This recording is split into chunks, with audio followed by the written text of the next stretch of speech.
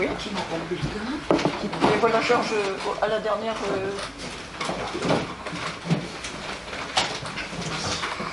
Très bien, bonsoir à tous. Je m'appelle Yorick de Montbine, je suis un compagnon de route de la LEPS depuis quelques années. Jacqueline. Bon, je vais dire la même chose, certainement. Alors, j'espère. Nous sommes heureux de recevoir Madame Patricia Comin, donc qui est une germaniste distinguée, puisque sortie de l'école normale, elle a fait une agrégation d'allemand, et qu'elle est maintenant professeure d'université de langue germanique. Et elle va donc nous parler d'un problème très particulier, qui remonte d'ailleurs aux années 80, si je me souviens bien. Et le modérateur de ce livre est Yorick de Montbine, un ami de longue date, longtemps amoureux de Heinlein, ce qui va faire plaisir à Alain Laurent. Et actuellement, après évidemment des tas de situations brûlantes, est en année sabbatique, c'est pourquoi il est toujours disponible pour nous aider. Et Yorick va donc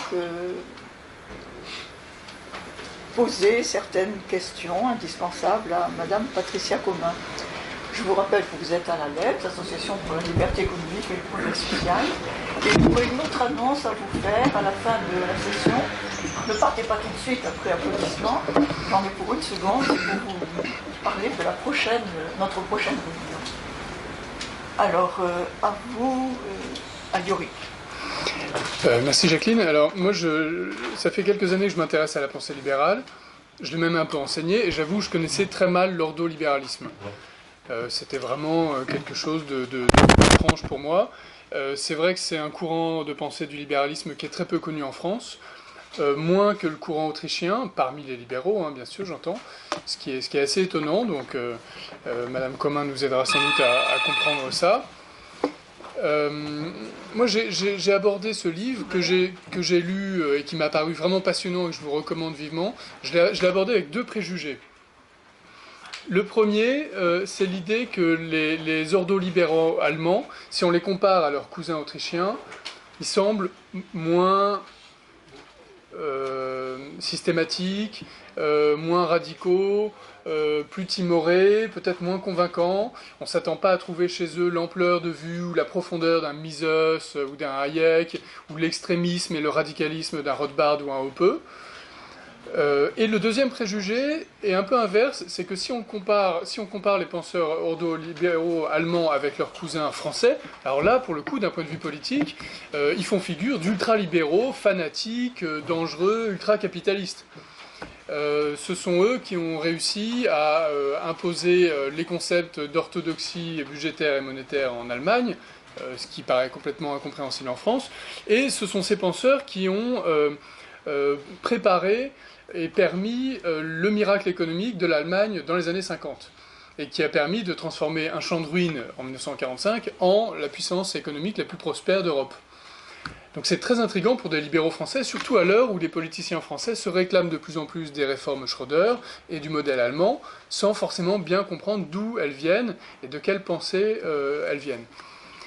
Alors, Madame Comin, vous aviez le profil idéal pour écrire ce livre et pour nous aider à surmonter ces préjugés, puisque, comme Jacqueline l'a dit, vous êtes germaniste, professeur de civilisation allemande contemporaine et directrice du master commerce et management franco-allemand à l'université de Cergy-Pontoise, membre du comité scientifique Wilhelm Röpke et du comité de l'Institut libéral de Genève. Et donc, vous aviez déjà écrit sur ce sujet. Et là, vous avez réalisé cette synthèse qui manquait et qui comble vraiment une lacune. Donc on va vous écouter pendant une demi-heure ou 40 minutes, et puis ensuite on pourra échanger et vous pourrez répondre à quelques questions. Merci beaucoup d'être venu spécialement pour nous présenter ce livre. Merci beaucoup de l'invitation, et puis bonsoir à vous toutes, à vous tous. Je suis ravie de pouvoir vous en dire davantage sur un sujet qui me semble avoir été quand même au sommet de l'actualité, voici un an ou deux, et un sujet qui a fait l'objet de tribunes féroces, anticapitalistes, antilibérales, de la part d'une certaine gauche française. Et c'est pour répondre finalement à cette gauche française qui déchirait l'ordolibéralisme allemand. J'ai repris la plume après un livre que j'avais déjà sorti sur le sujet voici quelques années, en disant cette fois-ci je vais davantage vers le public cultivé et j'essaye d'expliquer comment ce libéralisme est né et ce qu'il a de si particulier et surtout pourquoi il a fonctionné, comment il a fonctionné, comment il a fonctionné. Le livre raconte donc une histoire, c'est celle de la naissance d'un nouveau type de libéralisme. Cette pensée est surtout connue aujourd'hui pour ses paradigmes clés qui fondent la société allemande et qui sont aussi au cœur de la construction européenne. Vous avez parlé tout à l'heure de l'orthodoxie, de la stabilité budgétaire et monétaire, ainsi que la priorité absolue donnée à la liberté concurrentielle.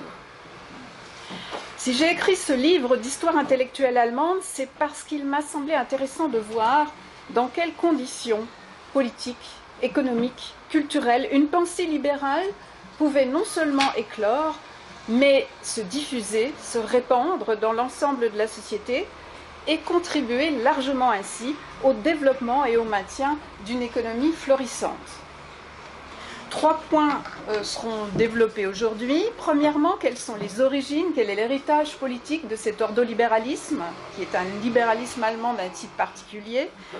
Deuxièmement, dans quelle mesure ce libéralisme allemand se distingue-t-il à la fois du néolibéralisme français de l'école autrichienne. Et troisièmement, si l'intérêt est toujours là parmi vous, quels sont les héritages de l'ordolibéralisme et les fondements méthodologiques de cette économie politique sur un plan cette fois-ci plus scientifique. Alors, un libéralisme allemand d'un type particulier. Les conditions de l'éclosion et du rayonnement de cet ordolibéralisme sont une immense crise globale qui porte des traits de ressemblance avec notre crise actuelle. Dans les années 1930 se développe une critique virulente du capitalisme, et plus particulièrement une critique du capitalisme financier. Critique du laisser-faire, du libre-échange. On entend des appels répétés à l'interventionnisme étatique, au protectionnisme. La liberté économique était rejetée sous prétexte qu'elle entraînait les inégalités, le désordre économique et social. Le libéralisme devient synonyme de désordre. Nous assistons alors à une montée des extrémismes, des nationalismes, des protectionnismes. Tout ceci va de pair avec une stigmatisation des boucs émissaires. Les Juifs incarnent alors le capitalisme financier international. On entend des appels à la dictature égalisatrice, la primauté du bien commun sur l'intérêt individuel. C'est le primat du politique sur l'économique, selon les nationaux-socialistes. Toute indépendance est déniée à un ordre économique propre. Et l'adjectif libéral est certainement l'un de ceux qui est le plus honni de tous. On parle de libéraliste, libéralistisch, au lieu de parler de libéral. La classe moyenne appauvrie est marquée par le chômage. Les laissés pour compte de la crise et de la globalisation vont adhérer progressivement à cette vision du monde égalitariste, protectionniste. Cette vision est teintée dès le début du XXe siècle de haine de l'étranger qui prit la figure du juif international, et ce, en dépit de sa très bonne intégration dans la société allemande. C'est ensuite la crise de la science économique. Accusée d'impuissance face aux crises économiques et financières, elle se voit sommée à la fois par les pouvoirs publics et l'opinion publique de trouver une explication, une solution à la crise. Cette crise fait également suite à une crise des sciences sociales, suite à la fameuse querelle entre l'Autrichien Karl Menger et Schmoller, sur lequel je reviendrai volontiers si vous me posez des questions.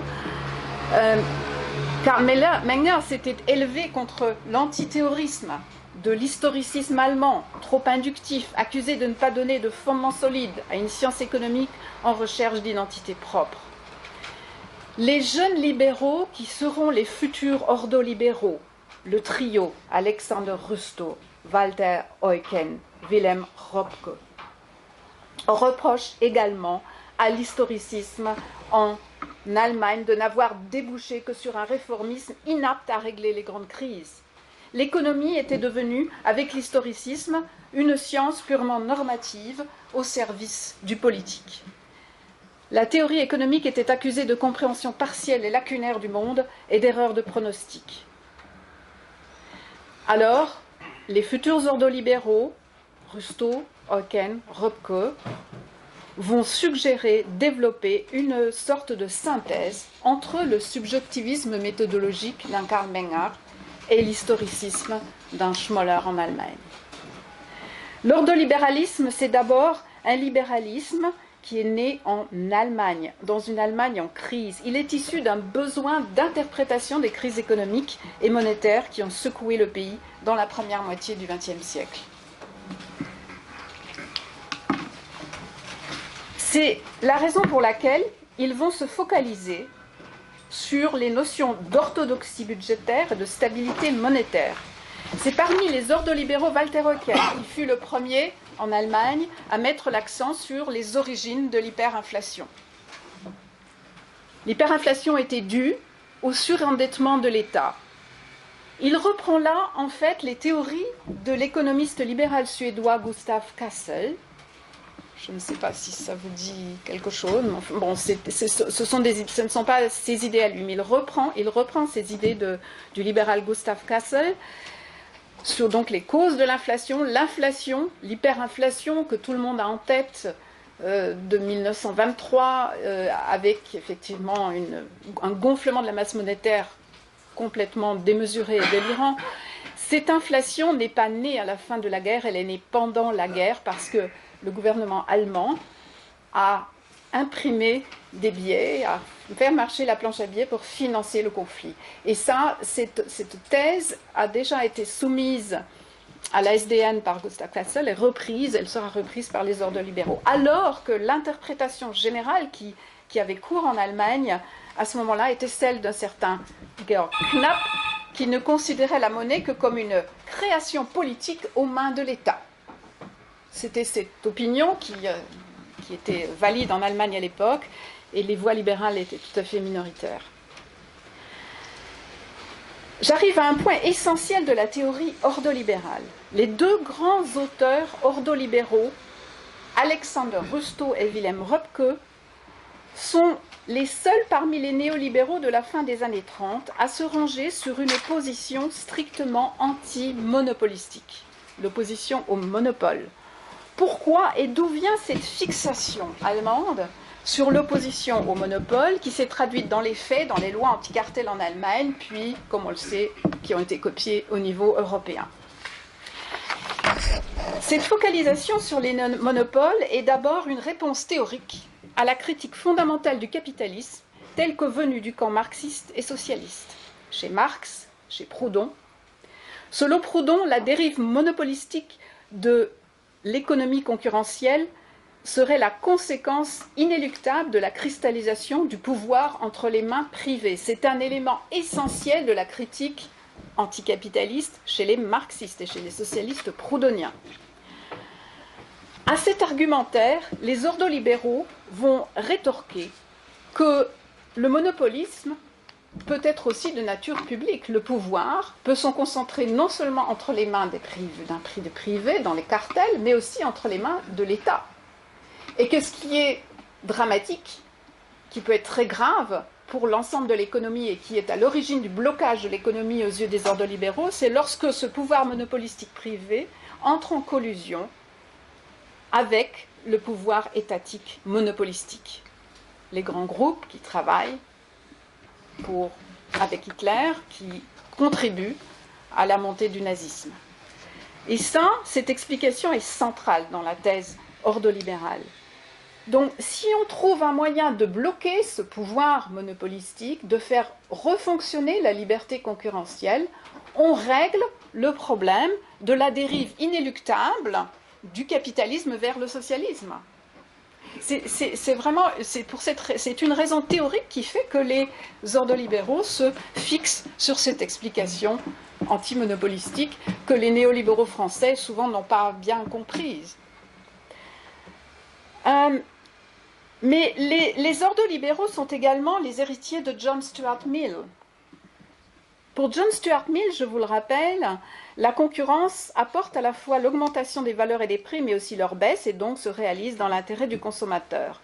Elle n'est pas brisée par les monopoles, qui peuvent rarement dominer vraiment un marché et profitent toujours aux consommateurs sous forme de baisse des prix. Je cite le beau John Stuart Mill, édité récemment, donc sur le socialisme, traduction parue récemment, édité par Alain Laurent aux Belles Lettres. Mais John Stuart Mill concède qu'il y a un problème. La concurrence offre les meilleures garanties de bas prix, mais en aucune façon elle n'est garante de qualité. Elle peut même, lorsqu'elle est extrême, mener à des attitudes de malhonnêteté, de tromperie sur la marchandise. Pour John Stuart Mill, la concurrence extrême est donc mauvaise. C'est sur ces points que les ordolibéraux divergent de John Stuart Mill, dont ils sont par ailleurs les héritiers d'une certaine manière. Ils considèrent le monopole comme toujours étant une expression de pouvoir, soit privé, soit public. Or, tout pouvoir doit être condamné, car tout pouvoir est mauvais et peut dériver vers la domination. C'est là une idée très inspirée du philosophe Hobbes. La concurrence doit toujours être comprise comme une émulation et déboucher moins sur une compétition prix que sur une compétition hors prix, une Leistungswettbewerb, une concurrence qualitative ou qu'on appelle aujourd'hui une compétition hors prix. La compétition s'allie alors au sens du travail bien fait, des vertus bien germaniques, bien protestantes, le sens du travail bien fait, le perfectionnisme, l'émulation internationale. Se protéger de la concurrence ne peut amener que perte de qualité et perte de dynamisme du marché. Les Allemands sont aujourd'hui encore viscéralement favorables à une économie de marché concurrentielle, alors allemande et aujourd'hui européenne, qui favorise les entreprises de taille moyenne. Cette économie de marché concurrentielle suppose, je cite aujourd'hui ce que vient de dire Angela Merkel à la sortie du sommet de mardi, à la suite du Brexit, la libre circulation des personnes, qu'elle a cité en premier, la libre circulation des personnes, des biens, des services et du capital. Vous ne pouvez pas avoir le beurre et l'argent du beurre et demander la libre circulation du capital et des services et pas celle des personnes. Das gehört zusammen, comme on dit en allemand, ça va ensemble. Et ça, c'est très allemand comme position, c'est quelque chose qui est un héritage de cet ordolibéralisme du début du XXe siècle. L'État ordolibéral, l'État de droit ordolibéral se considère comme le gardien non seulement de l'ordre démocratique, mais aussi de l'économie de marché concurrentielle et des valeurs d'ouverture et de tolérance qui l'accompagnent obligatoirement. Enfin, l'État-providence trouve ses limites là où il remet en cause le bon fonctionnement de cette économie de marché concurrentielle aujourd'hui mondialisée. L'État ordolibéral doit alors intervenir pour renforcer les conditions juridiques et institutionnelles de son bon fonctionnement. L'État est d'abord État arbitre avant que d'être un État social.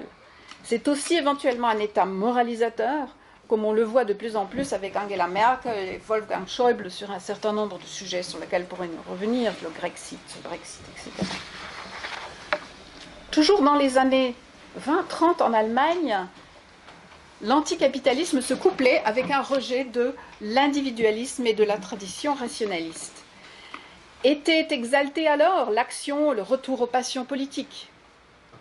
Si bien que Walter Eucken va rechercher chez Kant, et en particulier dans l'anthropologie pragmatique, la dénonciation des effets délétères de l'émotion, de la haine, de la colère, des passions sur la raison. Walter Eucken croit donc, comme les libéraux autrichiens, en un agent économique rationnel. Mais le libéralisme ne peut se construire à partir des seules subjectivités. Le monde libéral est pour Walter Eucken et en général pour les ordolibéraux un monde à construire rationnellement, à gagner sur les haines et les peurs qui mènent au repli sur soi, à la recherche du pouvoir, au protectionnisme. Ce monde à construire doit être protégé par l'État qui est censé incarner l'intérêt général et par l'État de droit, si possible même par une constitution économique. Tout comme la démocratie est protégée par la Constitution, l'économie de marché devrait elle aussi être protégée constitutionnellement. À défaut de constitution économique, la liberté d'établissement a par exemple été élevée en Allemagne au rang de droit fondamental, c'est l'article 17 de la loi fondamentale allemande. L'ordolibéralisme est donc un libéralisme ancré dans un ordre juridique, d'où la notion de ordo, un ordre juridique, qui doit le protéger des excès du pouvoir, tant privé qu'étatique. Si nécessaire, le pouvoir du marché doit être combattu par l'État. L'ordre libéral n'est pas un ordre spontané, mais un ordre à construire sur des bases rationnelles et à protéger de manière active, voire militante. L'économie de marché doit être défendue par l'État et par les agents économiques au même titre que la démocratie l'est par l'État et les citoyens. L'économie de marché est le plus sûr moyen de garantir une prospérité pour tous. Je cite là le titre du livre du ministre de l'économie Ludwig Erhard, le fameux père du miracle économique allemand dans les années 50, et cette économie devient alors sociale par répercussion. Mais elle n'est pas primairement sociale, elle est d'abord économie de marché. Cette appellation assurera à l'économie de marché une popularité qui est beaucoup moins remise en cause en République fédérale que dans les autres pays européens aujourd'hui. Mais l'ordolibéralisme, c'est l'âme libérale de cette économie sociale de marché, invoquée à chaque occasion par les réformateurs allemands, par exemple à l'occasion des réformes de Schröder, ou alors avec la notion d'Ordnungspolitik, le frein à l'endettement, qui vient d'entrer en application cette année 2016 en Allemagne, frein à l'endettement. Cependant, il faut noter que l'économie de marché n'est pas expressément consignée comme ordre économique dans la loi fondamentale, mais qu'il ressort plutôt des différents articles sur la liberté. Un autre point intéressant, c'est que le droit de propriété est noté, mais le droit de propriété oblige un propriétaire à des responsabilités. C'est un élément extrêmement important. Donc si je reprends, je résume les principes de fonctionnement du rôle de l'État vu par les ordolibéraux, ce sont les suivants. L'État doit se cantonner à la fixation et à l'application des règles concurrentielles. Et en principe, il ne doit pas mener de politique économique conjoncturelle, pas d'interventionnisme permanent, mais se tenir à l'écart de toute stipulation macroéconomique, de tout dirigisme. Ça, c'est la théorie. Cela se manifeste par les aspects suivants, donc décentralisation, équilibre budgétaire pour les finances publiques, refus du plan et de la politique industrielle, fixation des salaires par les partenaires sociaux, ce qui revient à abandonner la politique publique des revenus. Vous avez une banque centrale indépendante de l'État, centrée sur la stabilité des prix, refus de la politique monétaire, refus de l'inflation, refus de la création monétaire massive, etc. Monnaie forte, refus des tactiques de dévaluation et libre-échange commercial. Ça, ce sont les points qui sont véritablement entrés en pratique. Le livre explique comment. Ça, je ne peux pas vous dire en une demi-heure comment tout ça s'est passé. Et puis là, je voulais, à la demande de Yorick, venir essayer de distinguer certains points entre l'ordolibéralisme et le libéralisme autrichien. Alors, c'est un petit peu compliqué parce que il y a des points de ressemblance, déjà dans la mesure où Friedrich Hayek, par exemple, a eu une phase que j'appellerais ordolibérale. Je vais peut-être faire bondir les spécialistes de Hayek, mais il a eu au début une phase ordolibérale. Il publiait d'ailleurs dans le fameux Ordo Jahrbuch, qui était effectivement le journal des ordolibéraux. Et donc, quels sont les points d'accord entre le premier Hayek, en quelque sorte, et puis les ordolibéraux? Mais c'est l'importance donnée à la concurrence qui est liée au pluralisme et à la tolérance. Si dans une société de concurrence, vous avez obligatoirement des valeurs qui sont le pluralisme et la tolérance. Ça, c'est un point d'accord. Deuxième point d'accord, c'est effectivement le lien qui existe entre l'interventionnisme et le danger de glissement de toute démocratie vers le totalitarisme. Un excès d'interventionnisme permanent mène obligatoirement, de manière inéluctable, à un totalitarisme. Il n'y a pas de, si vous voulez, de nature profondément différente qui permettent de dire ici, maintenant, nous sommes en démocratie Et voilà, avec un type d'économie mixte et tout va bien. Et ailleurs, nous avons du totalitarisme, collectivisme. Non. Selon les ordres libéraux, tout comme selon Hayek, la route de la servitude, etc. Vous pouvez vous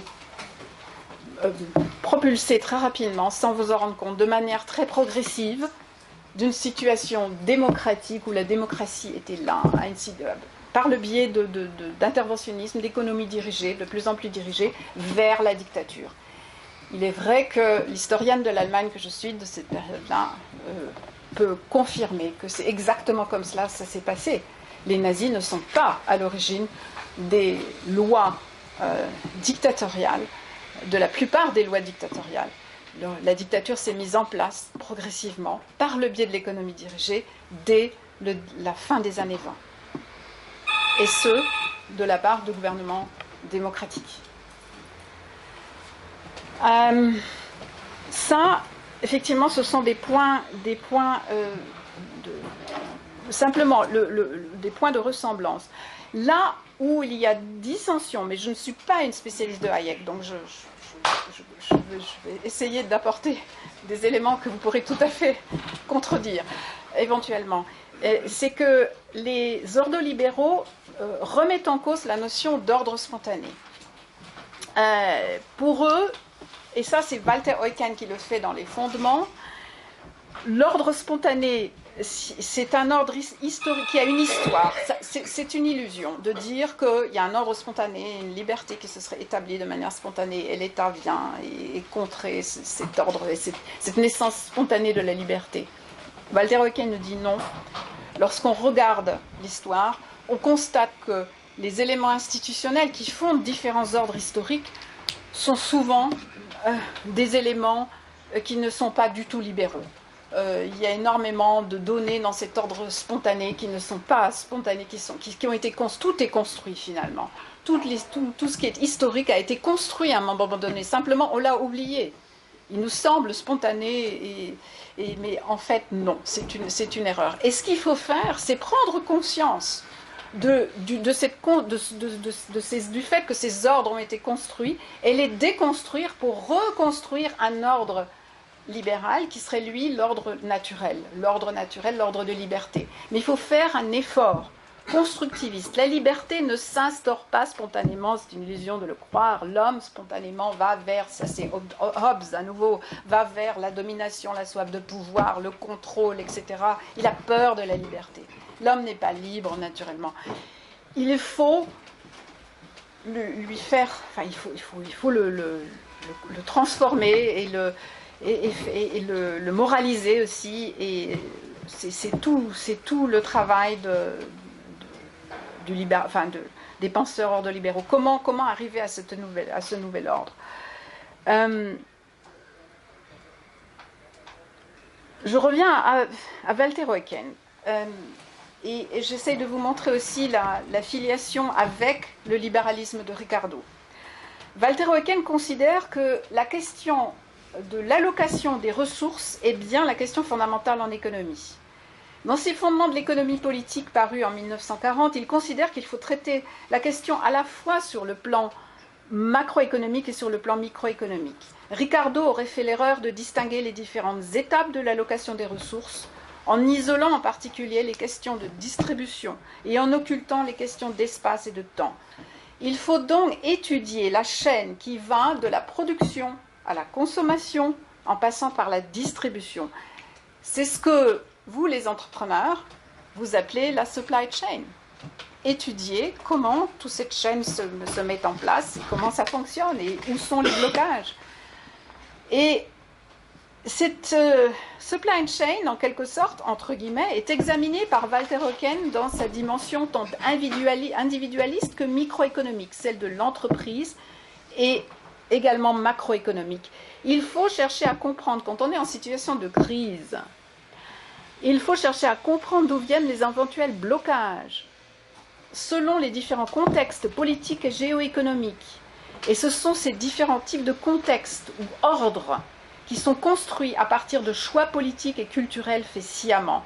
L'ordolibéralisme, si vous voulez, c'est une espèce d'économie structuraliste et systémique qui prétend trouver une solution, et je reviens quand même à nos néolibéraux, enfin aux libéraux autrichiens, au problème de la grande antinomie soulevé justement par Karl Menger, c'est-à-dire le problème de rapport entre le particulier et le général. Les ordolibéraux tentent une synthèse entre le subjectivisme méthodologique des Autrichiens, enfin de Karl Menger, et l'historicisme. Le contexte décisionnel, politique, géopolitique influe sur le choix rationnel fait par l'agent économique ou l'entrepreneur. Mesdames, messieurs les entrepreneurs, avant de prendre des décisions, vous évaluez aussi un contexte géopolitique, géoéconomique, qui a aussi une influence sur vos décisions et sur la marche de votre entreprise. Walter Eugen ne dit pas autre chose, de manière un peu plus complexe, théorique, mais c'est à peu près la même chose. Et par ailleurs, élément important, l'agent économique peut tour à tour être acteur économique et consommateur. Et le subjectivisme méthodologique, critique de Menger, ignore la multiplicité des besoins et des évolutions technologiques qui peuvent modifier le choix de l'agent économique rationnel. Pour Wilhelm Röpke, qui a passé le plus clair de sa carrière hors d'Allemagne, l'agent économique est à la fois homo economicus, homo faber, homo culturalis, et la crise peut naître lorsque le fond culturel est perturbé ou n'alimente plus suffisamment l'homo economicus qui doit s'y ressourcer. Le fond culturel, la société civile, la famille, le milieu culturel. Nos sociétés individualistes et consuméristes font l'objet d'une forte critique chez Röpke, qui se distingue en cela des libéraux autrichiens. S'il y a accord entre Röpke et les libéraux autrichiens, Mises, ça y est, contre l'étatisme, le centralisme, l'interventionnisme, Röpke est le seul à voir dans le libéralisme également une part de responsabilité dans les crises. Il partage ce point de vue avec les néolibéraux français, avec quelqu'un comme Louis Rougier, avec lesquels il s'est largement entretenu à l'occasion du colloque Lippmann en 1938. Il y a des forces décadentes liées à l'individualisme et au consumérisme qui peuvent briser l'économie de marché et l'homme en général. Röpke, contrairement à Benjamin Constant, ne considère pas que l'individualisme ne puisse être limité que par les limites imposées par l'ordre public. L'individualisme doit s'auto-limiter en quelque sorte, grâce à la responsabilité individuelle, la prévoyance. Propriété oblige, comme l'indique l'article 17 de la Constitution allemande, la loi fondamentale. La prévoyance, l'épargne, vertu protestante par excellence, doivent accompagner un individualisme libéral qui, sinon, sombre dans l'égoïsme de l'immédiateté et du court-termisme. L'économiste libéral Röpke est devenu avec le temps un philosophe social conservateur, largement critique des dérives de l'État-providence, mais aussi de l'individualisme consumériste, caractéristique de notre société de consommation. Le monde libéral idéal est celui d'un monde de propriétaires responsables. L'individu doit être d'abord un citoyen engagé dans la société civile. Les ordolibéraux rejoignent par ailleurs Ludwig von Mises, qui, dans l'action humaine, voit les catastrophes économiques comme conséquence d'un interventionnisme économique graduel. Ce que je vous évoquais tout à l'heure. Il n'y a pas de différence substantielle entre l'interventionnisme permanent des États menant des politiques monétaires inflationnistes et le socialisme. Toute politique interventionniste non régulée peut faire dériver un État vers le socialisme. Enfin, Walter Eugen parvient aux mêmes conclusions dans ses fondements de l'économie politique que Friedrich Hayek dans La route de la servitude. Il y a un lien clair entre économie dirigée et dictature politique dont il analyse les rouages. Tout collectivisme résulte d'un interventionnisme permanent excessif, y compris celui de l'État-providence, et peut dériver vers la dictature. C'est un cercle vicieux inéluctable. C'est la raison pour laquelle la politique économique ordolibérale doit se limiter à la construction d'un ordre, d'un cadre réglementaire, et se garder de tout interventionnisme permanent. Cependant, on est loin d'un marché sans intervention étatique comme le souhaitait Mises ou le libertarien Murray Rothbard. Ceux-ci se séparent des ordolibéraux non seulement dans leur conception de l'État, mais aussi dans leur méthodologie. Si les libertariens visent à construire un système éthique à partir de déductions logiques, les ordolibéraux marient l'approche empirique des libéraux classiques avec une analyse inductive et déductive. L'ordre, ordo, est cependant aussi, comme pour Rothbard, un clin d'œil à saint Thomas d'Aquin, et à l'ordre naturel qui n'est pas abandonné, mais reconstruit et protégé.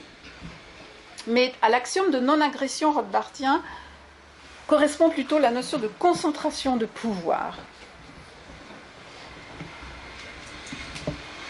L'État, ou disons tout pouvoir incarnant l'intérêt général, est habilité à intervenir dès qu'il y a cristallisation de pouvoir dommageable à la bonne marche de l'économie concurrentielle. Encore une fois, les ordolibéraux sont davantage les héritiers de Hobbes, pour lequel l'homme est rapidement envahi par la passion du pouvoir, que de Locke, pour lequel la propriété privée dérive de la propriété de soi, chère aux libertariens. Et je crois que je vais m'arrêter ici parce que je pense que je ne vais pas partir sur les questions plus méthodologiques, sauf s'il y a des questions. Enfin, les questions. Non, je peux continuer. Je vois. On va peut-être faire une question. Voilà, c'est bon. Je peux continuer. Merci beaucoup. Alors, on va effectivement passer aux questions et je vais inaugurer la série avec une question méthodologique, justement, peut-être un peu technique, mais comme ça, on en sera débarrassé. Donc, vous avez montré que les ordolibéraux s'opposaient à l'école historiciste, donc c'est le cas des Autrichiens aussi. En revanche, moi, je suis plus intrigué par leur conception de la science économique. Si la science économique est une science, quelle méthode devrait-elle suivre? Ce que disent les Autrichiens, c'est qu'elle ne peut pas suivre la méthode des sciences exactes.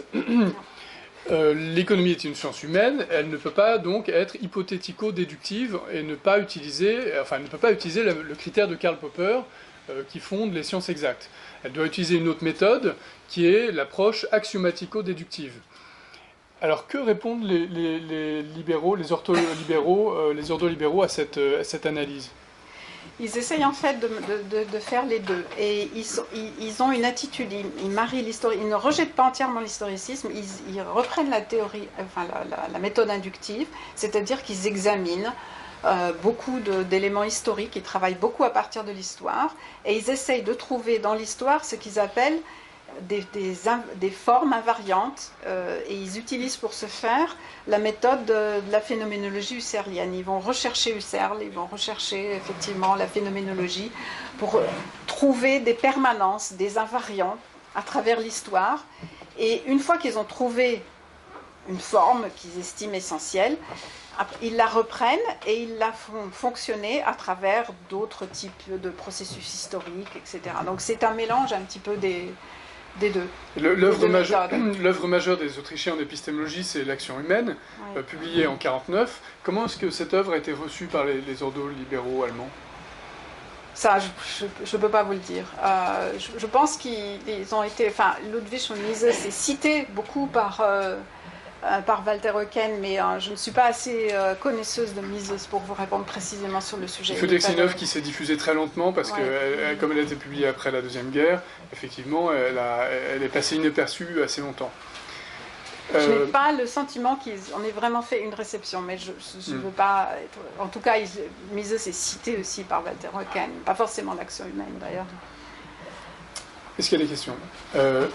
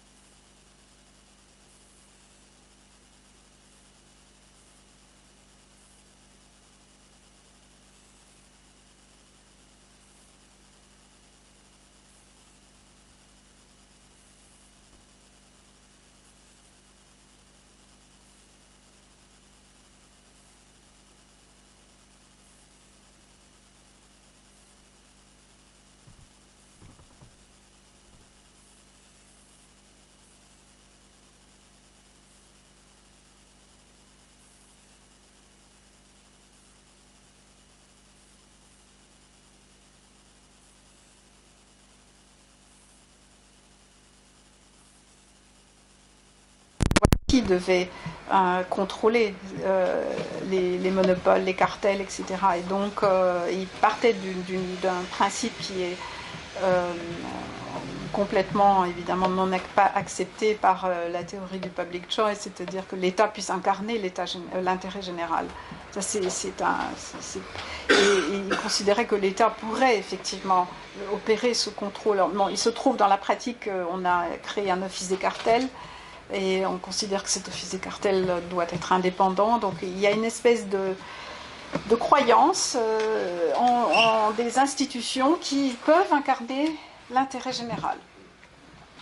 Et ça, évidemment, c'est quelque chose qui n'est pas vraiment accepté par le public choice, à ce que je sache.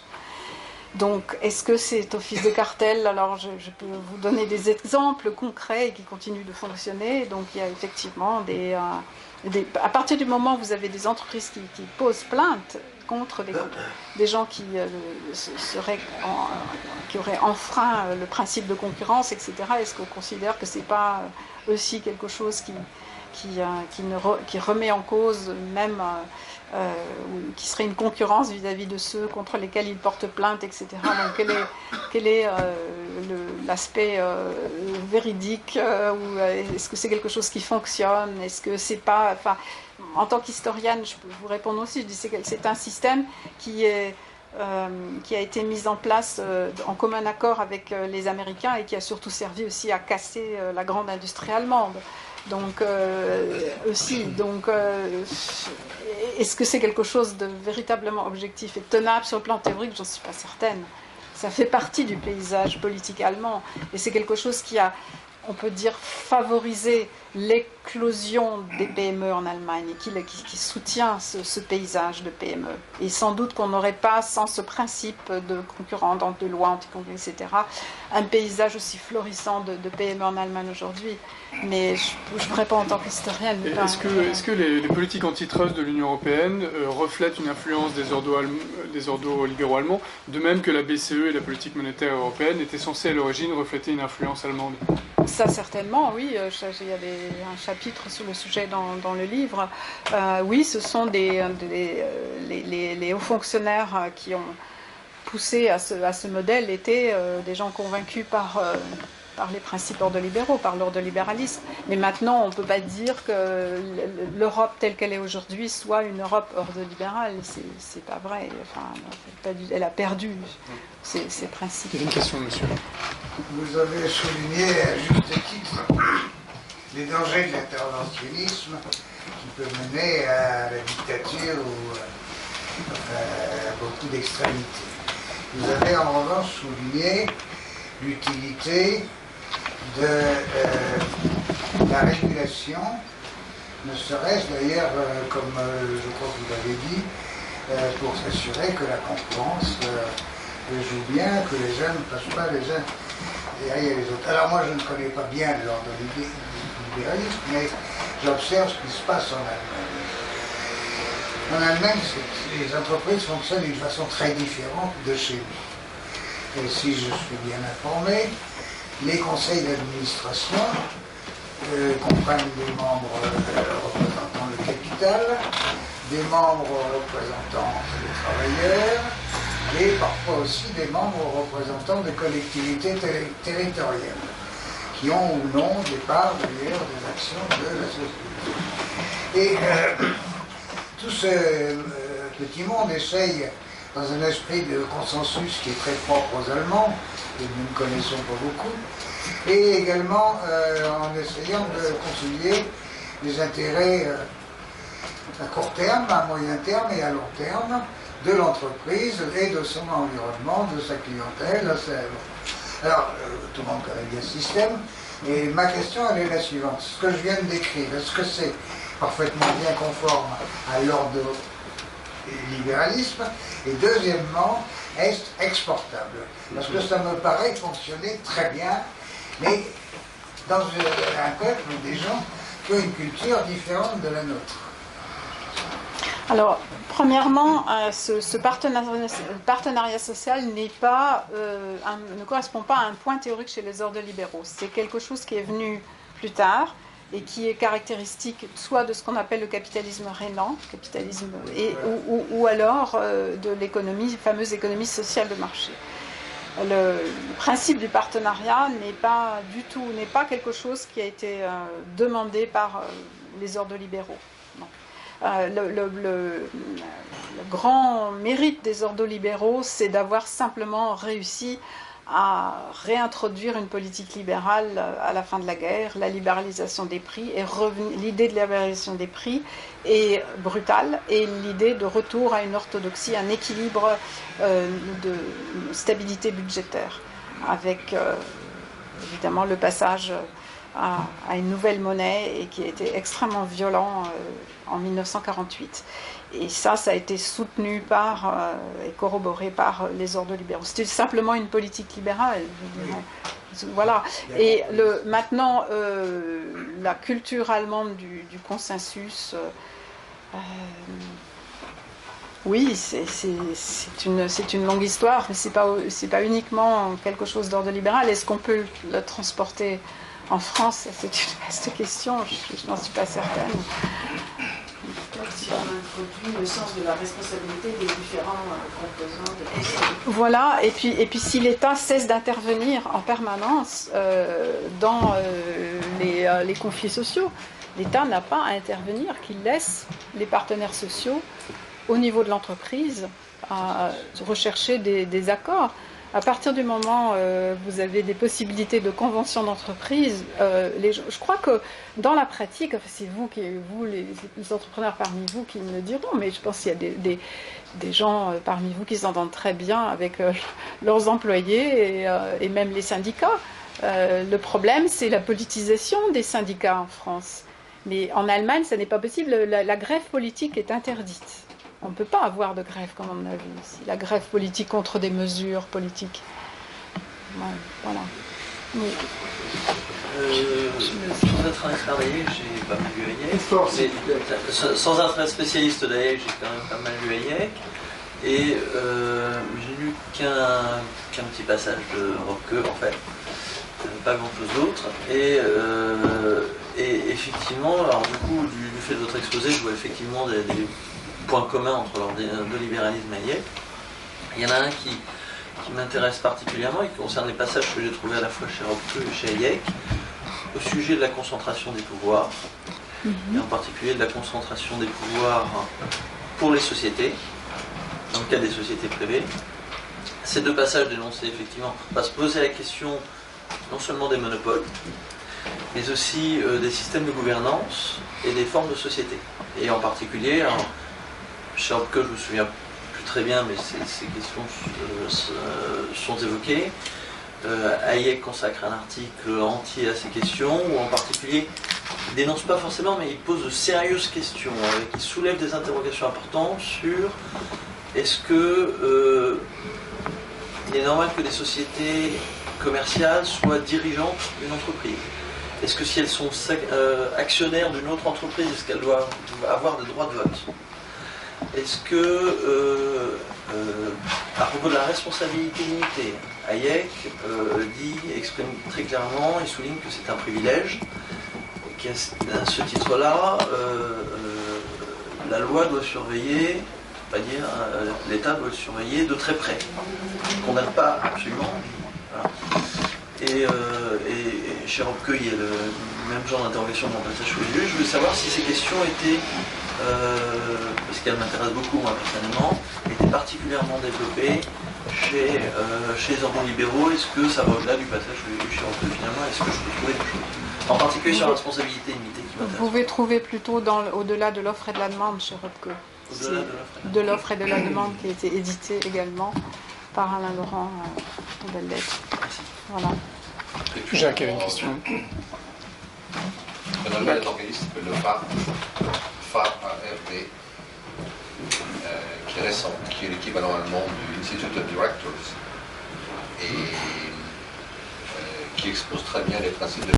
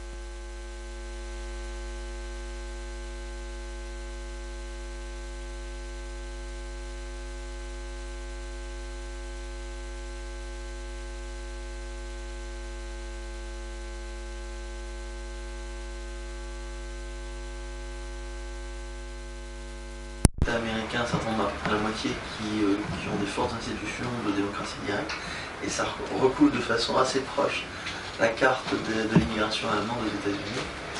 Et il semblerait que cette question de la concentration des pouvoirs ne se limite pas au champ économique, se limite très fortement au champ politique, en particulier dans les institutions et partout dans la tradition germanique. Est-ce que donc ça en est... Vous avez tout à fait raison, et d'autant plus que Röpke a dû quitter l'Allemagne en 1933, donc à cause de son opposition au nazisme. Il s'est réfugié à Istanbul et très vite, à partir de 1937, il a vécu et enseigné à Genève. Et donc il a été très influencé par le modèle suisse. Il était très impressionné par le modèle de pouvoir contre pouvoir, de pouvoir décentralisé suisse. Et il est clair que le modèle suisse est le modèle idéal pour Röpke, tant sur le plan de l'équilibre des pouvoirs politiques que sur le plan aussi de ce qu'on appelle le libéralisme de grassroots liberalism, comme dit Razin Sally, le libéralisme venu d'en bas avec le référendum, etc. Il idéalise énormément, effectivement, la Suisse, avec à la fois à la pointe de l'innovation technique et puis en même temps présente des traits de conservatisme, de stabilité, etc. Donc, effectivement, chez Röpke en particulier, une recherche très claire de mise en application du modèle suisse. Oui. Jacques. S'il vous plaît, vous avez à peine abordé l'influence des ordolibéraux en France.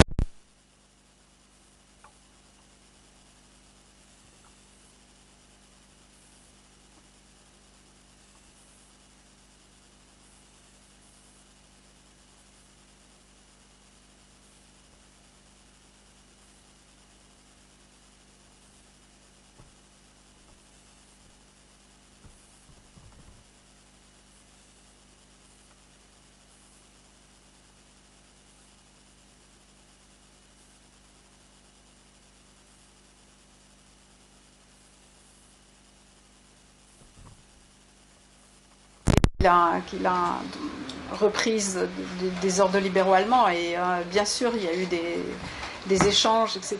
Mais je pense que M. Minard sera mieux à même de vous répondre. On a pu les appliquer en 1958 non. Sur le plan monétaire à cause de l'opposition des inspecteurs des finances. Ah oui. Et là-dessus, le général de Gaulle a cédé complètement aux inspecteurs des finances. C'est dommage parce qu'on ressent des effets négatifs encore aujourd'hui. Il me semble que Jacques a eu un rôle dans justement la politique allemande.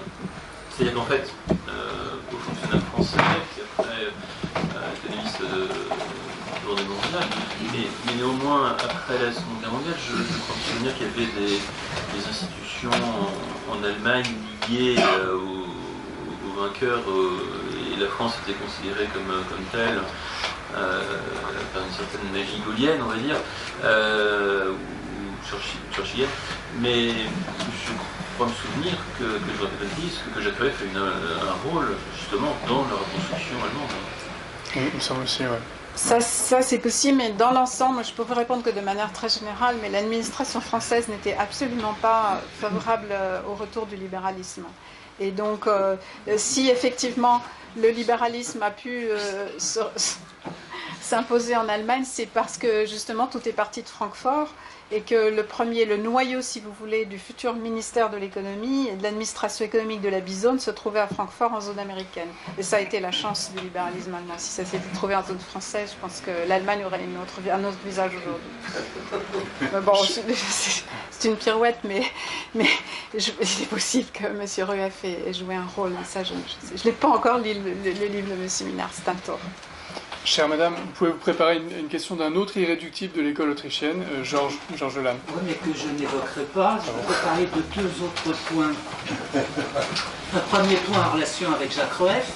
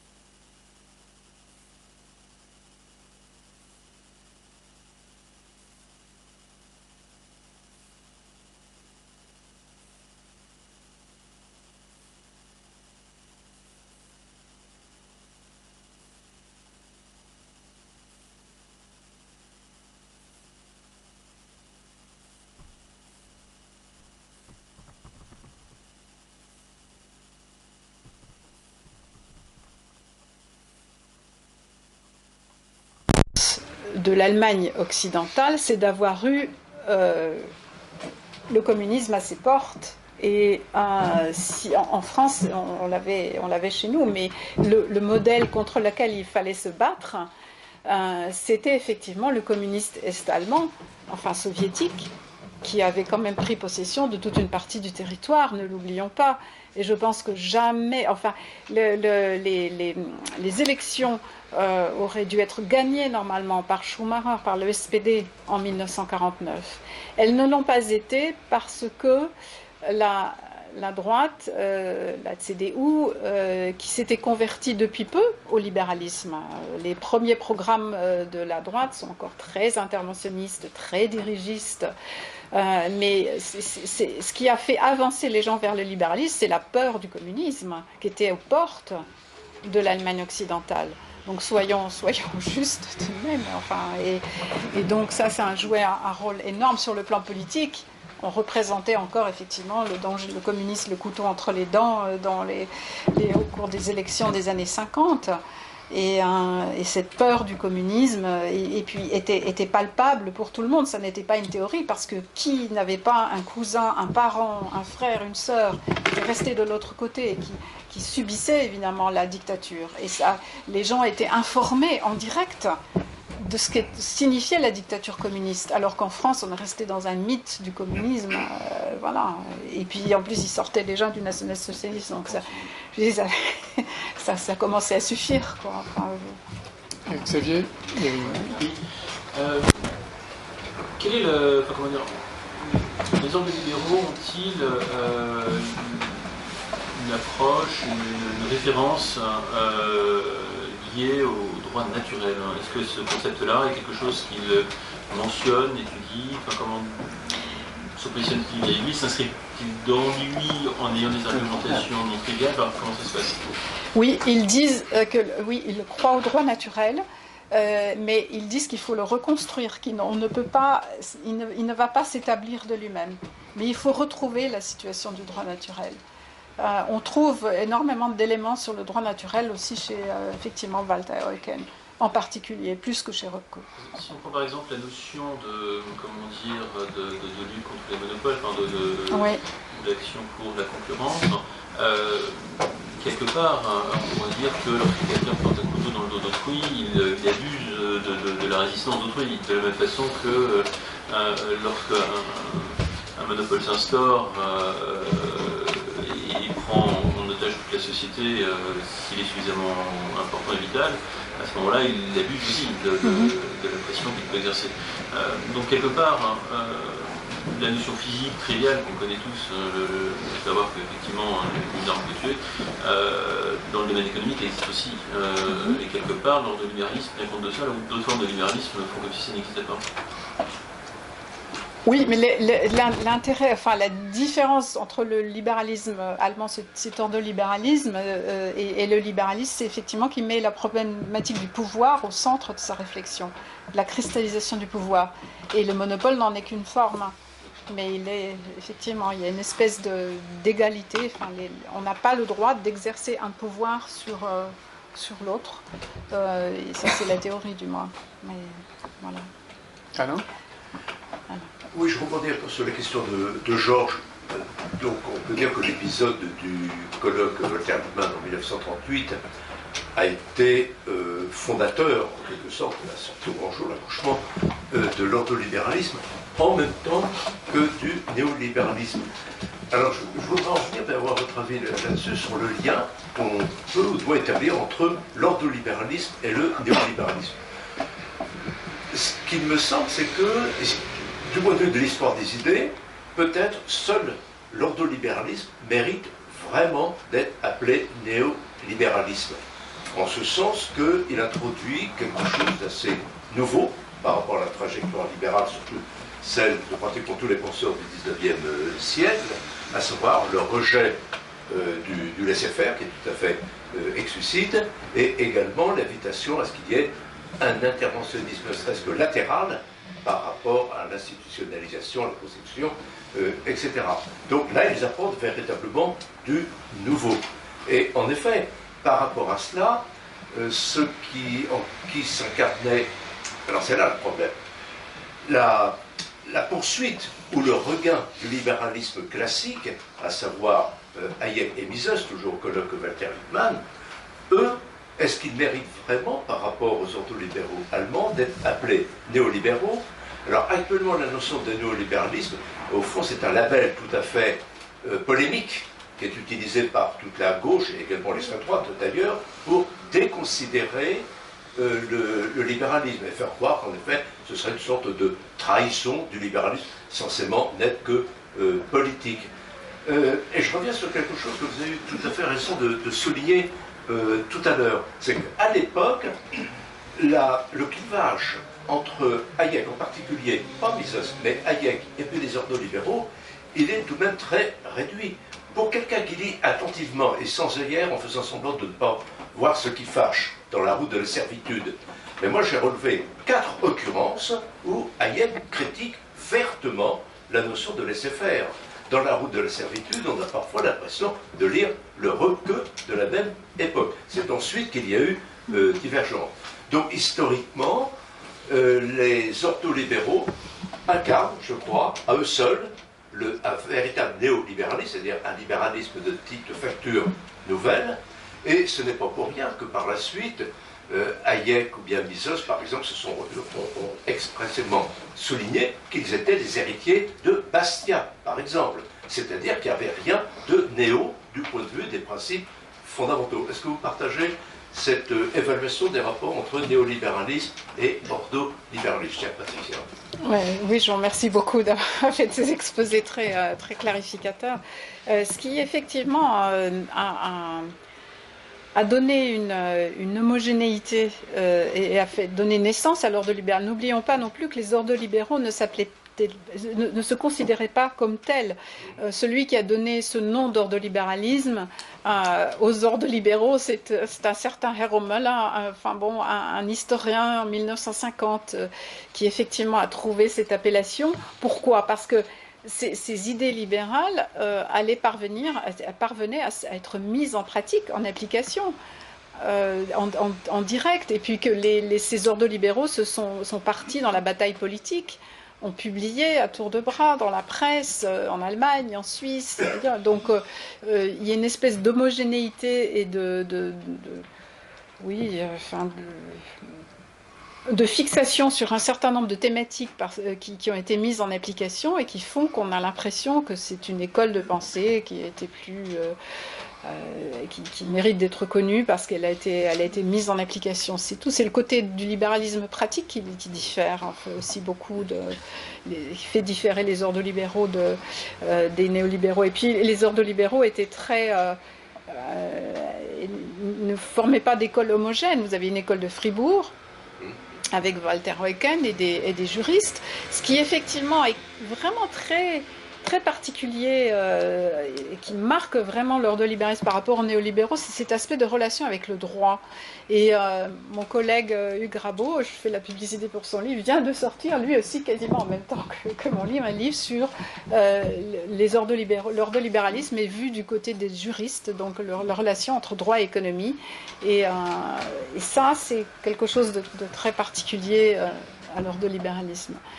L'idée qu'on peut avoir effectivement instaurer un libéralisme grâce à un état de droit économique en quelque sorte. Si comme on a un état de droit politique, pourquoi ne pas avoir un état de droit économique? Et ça les distingue bien je pense, des néolibéraux que vous citez. Un petit point là-dessus, il y aurait peut-être un autre point qui les séparerait fondamentalement. Les soi-disant néolibéraux actuels, que moi je considère simplement comme ceux qui poursuivent l'effort du libéralisme classique, et puis les ordolibéraux, c'est la relation à l'égard du conservatisme. C'est pas pour rien, le texte est célèbre que Hayek a écrit « Pourquoi je ne suis pas conservateur ». Il y a peu d'années d'ailleurs, James Buchanan a également empilé sur le même point en disant « Pourquoi moi non plus, je ne suis pas conservateur ». Est-ce que, alors conservateur pratiquement au sens, lorsque nous en avions déjà discuté, c'est même revenu lors du colloque de Genève, les références en particulier de Rutger à Russell Kirk, qui est un fiefé réactionnaire anti-libéral dans le courant conservateur classique américain. C'est tout de même quelque chose de très troublant de voir que finalement, peut-être pas les ordolibéraux en général, j'ignore quelle était la position de Eucken à ce sujet, mais en tout cas s'agissant de Röpke, c'est tout de même, il y a une dérive ultra-conservatrice, pour être presque fondée, en tout cas conservatrice réactionnaire, qui les éloigne des libéraux qu'on persiste à appeler dans le langage stipendié et médiatique actuel néolibéralisme. Donc là aussi, il y a tout de même un fort clivage. Oui, tout à fait. En fait, oui, ça concerne uniquement Röpke et pas Walter Eucken pour la bonne raison qu'il est mort en 1950 et que donc cette évolution, il n'a pas pu la connaître. Et puis ce qui fait qu'il devient conservateur ou qu'il rejoint les cercles du conservatisme américain, c'est la critique qu'il fait de notre société de consommation. Ça, il n'adhère pas. Pas du tout. Il est très déçu. Et en ce sens, quasiment, Ludwig Erhard aussi, il dit en gros, mais c'est pour ça, c'est pour avoir cette société-là, individualiste, consumériste, que je me suis battue. Il fait ce qu'il appelait toujours ces Maßhalte, les appels à la mesure. Il dit, mais n'oubliez pas les bases de notre société libérale, revenez à l'épargne, ne vous laissez pas avoir par cette société de consommation parce qu'elle porte le germe aussi d'une autodestruction en quelque sorte. C'est bon, alors évidemment, il rejoint cette critique anti-américaine de milieux conservateurs américains, etc. Oui, c'est ça qu'il a appelé le conservatisme radical d'ailleurs, non? Oui, parce que pour lui, c'est être conservateur, c'est revenir aux valeurs libérales. Et de temps à autre, il faut le faire parce que effectivement, sinon tout dégénère et voilà. J'ai une question sur l'influence des Français sur les Allemands. Dans votre livre, vous racontez quelque chose qui m'a paru assez cocasse, c'est que les ordolibéraux allemands ont mis de l'eau dans leur vin, ils ont un peu atténué leur libéralisme quand ils sont entrés en contact avec les penseurs français. Donc là, on voit une fois de plus la mauvaise influence des Français. En même temps, les Allemands, il y a chez les Allemands une critique dévastatrice et assez jubilatoire des dérives de l'État-providence, dans laquelle ils citent abondamment Tocqueville. Et alors vous citez des extraits des Allemands qui disent que l'État risque de devenir un tuteur colossal, que l'homme sera réduit à la condition d'animal industrié parqué dans l'écurie de l'État, qu'il y a un risque pour que la nation se dégénère en institution de rente, en pompe à revenus. Et alors, il y a aussi des phrases qui font penser immédiatement à Bastia. Par exemple, à un moment, il est dit « Très souvent, les hommes ne sont pas conscients, lorsqu'ils s'adressent à l'État et en attendent le contentement de leurs désirs, d'avoir des exigences qui ne peuvent être satisfaites qu'aux dépens des autres. Une demande d'argent faite à l'État est toujours une demande indirecte faite à un autre. » Donc là, évidemment, on pense à la phrase très connue de Bastia. L'État est cette vaste fiction par laquelle chacun s'efforce de vivre aux dépens de tous les autres. Alors, est-ce que les Allemands connaissaient Bastia et qu'est-ce qu'ils en pensaient? Röpke, manifestement, oui, le connaissait, mais je ne peux parler que de Röpke. Effectivement. Et il a été très marqué par le catholicisme social français, aussi par Tocqueville, comme je le rappelle dans le livre. Alors, est-ce qu'il y a vraiment une réception? Je pense que cette phrase-là, elle est, comme vous dites, c'est quasiment du copier-coller, c'est un mauvais Bastia, mais c'est manifestement une reprise de Bastia, vous avez raison. C'est une citation claire. Tout à fait, tout à fait. Juste un point, on avait évoqué Jacques Rueff tout à l'heure, plus fort. Il n'a pas simplement été dans les instances juridiques, disons après la guerre. Il a été aussi président de la commission des réparations et peut-être auparavant aussi président d'une commission française en lien avec la commission des réparations. Et donc de ce fait, j'ai lu quelque part qu'il avait eu un rôle déterminant en termes d'initiative et d'influence sur qui a permis à l'ordonnance de se mettre en place. Je ne dis pas qu'il imposait, mais il aurait joué un rôle important. Alors, vous avez raison de rappeler son rôle dans la commission des réparations. Mais disons que je n'ai rien lu jusqu'à présent, je suis prudente, mais je n'ai pas lu d'allusion à Rueff dans tout ce que j'ai lu des écrits des ordolibéraux. Ceci étant, comme ils avaient aussi des activités, Rusto, quelqu'un dont je n'ai absolument pas parlé aujourd'hui, travaillait au ministère du Reich. et effectivement était dans la commission anti-cartel, la commission des cartels. Et après, il a eu il était patron d'une fédération d'entrepreneurs de la machine-outil, etc. Et il est possible que, à travers ses fonctions, il ait rencontré Jacques Rueff et qu'il ait été influencé. En tout cas, il ne le cite pas, mais je ne peux pas vous dire. Et Rueff était à la conférence Dr. Est-ce que il y a un autre point commun aussi. Vous avez soulevé la question de l'ordre spontané, qui n'était pas sur nos ordres libéraux, pas si spontané que ça chez l'être humain. Il y a peut-être, il me semble, ça aussi Hayek, puisque chez Hayek, la liberté, finalement, est le produit de la civilisation. C'est un gain. Et, on n'est pas un être humain qui serait plus asservi aujourd'hui que par le passé, mais on est au contraire des gens qui découvrent la liberté, des institutions de la liberté du fait d'un processus de concurrence civilisationnelle, d'un processus évolutionniste. Et je me demandais si chez les ordres libéraux, il y avait, du fait de l'aspect quelque peu historique parfois de leur analyse, est-ce qu'il y avait aussi un aspect d'inflexion évolutionniste comme chez Hayek? Alors, le retour à l'ordre libéral ne se fait pas de manière évolutionniste pour les ordres libéraux. Il y a une prise de conscience nécessaire, et cette prise de conscience, c'est le retour au protestantisme, c'est le retour aux Lumières, au principe des Lumières, à Kant, Husserl ensuite, aux néo-kantiens, etc. Donc, là, j'en ai pas parlé aujourd'hui, mais ils sont très très influencés évidemment par le néo-kantisme. Et il faut faire un effort intellectuel important pour retourner à ces principes des Lumières, à ces principes protestants, pour instaurer un ordre libéral. C'est une rupture. Ça ne se fait pas de manière évolutionniste chez les ordres libéraux. Monsieur Saint-Étienne. Vous l'avez évoqué tout à l'heure, mais... Vous pouvez parler un tout petit peu plus.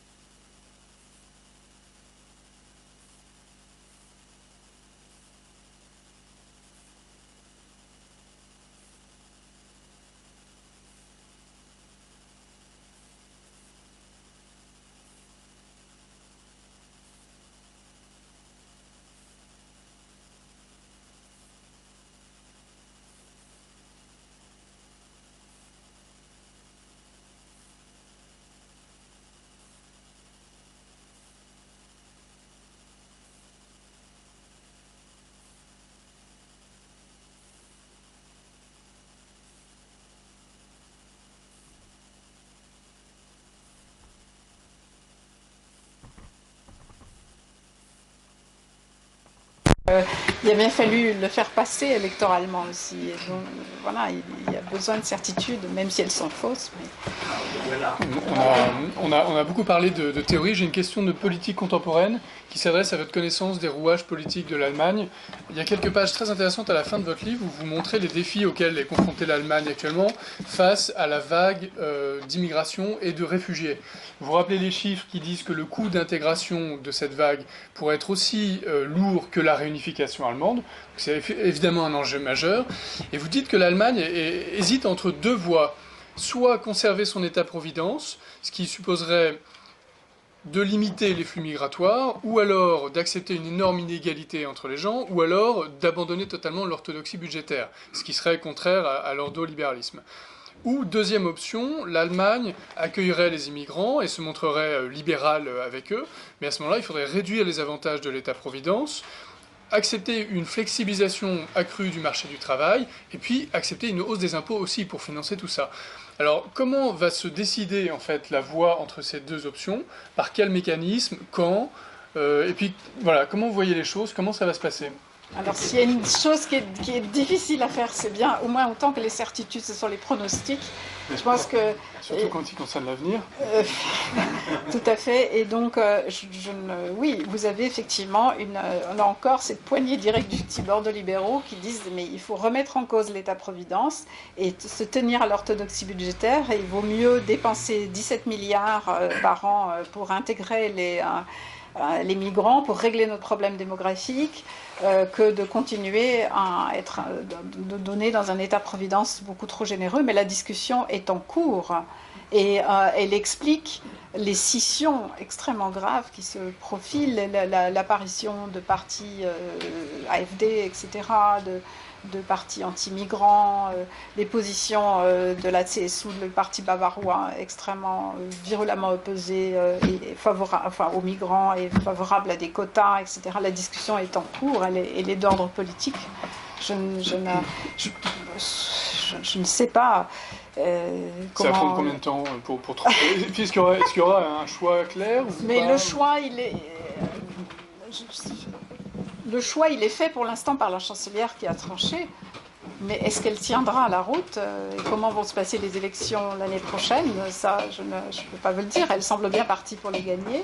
Mais vous savez, la chancelière est très forte aussi pour revenir sur des principes. On a l'impression qu'elle y tient et que c'est quelque chose de solide. Et puis, en arrière-boutique, de faire quand même beaucoup de jeux politiques. Et, donc, ça dépendra de sa majorité.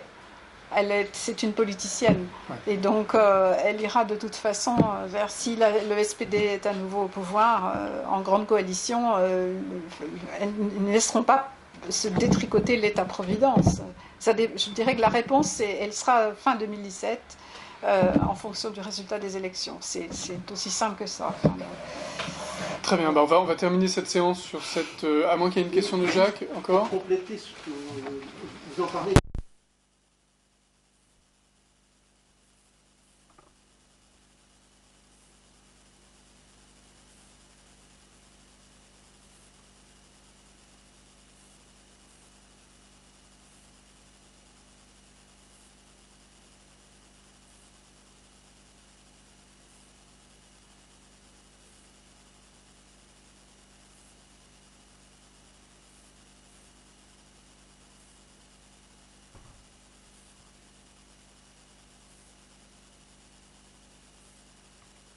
Les réformes libérales ont été faites non par la gauche social-démocrate et pas par la droite. Donc voilà. On va avoir une dernière question et après il faudra qu'on rende la salle, malheureusement. J'ai entendu beaucoup parler ce soir, il y avait des années que ça n'avait pas été le cas, de la Walter Lippmann, de Cologne.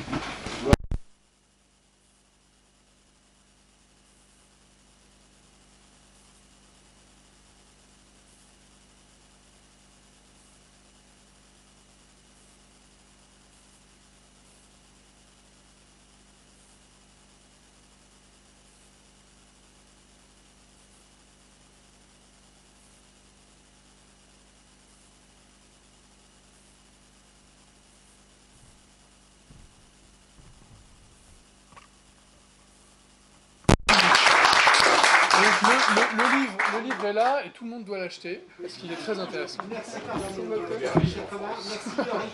Juste une précision. Lundi prochain, il vaut mieux. organisé par la LEPS en tant que chef de film, est invité le député Frédéric Lefebvre. Frédéric Lefebvre à 19h30 à la Maison des Mines. à la Maison des Mines, rue Saint-Jacques, Vous demandez une dédicace. Oui, volontiers. 170 rue Saint-Jacques. Bon, c'était passionnant, Alors, un peu comment vous direz après. 270 rue Saint-Jacques, à Paris. Nous recevons Frédéric Lefebvre. Lefebvre, parce que nous recevons, nous l'avons fait déjà il y a 15 jours, tous les futurs candidats à la présidence.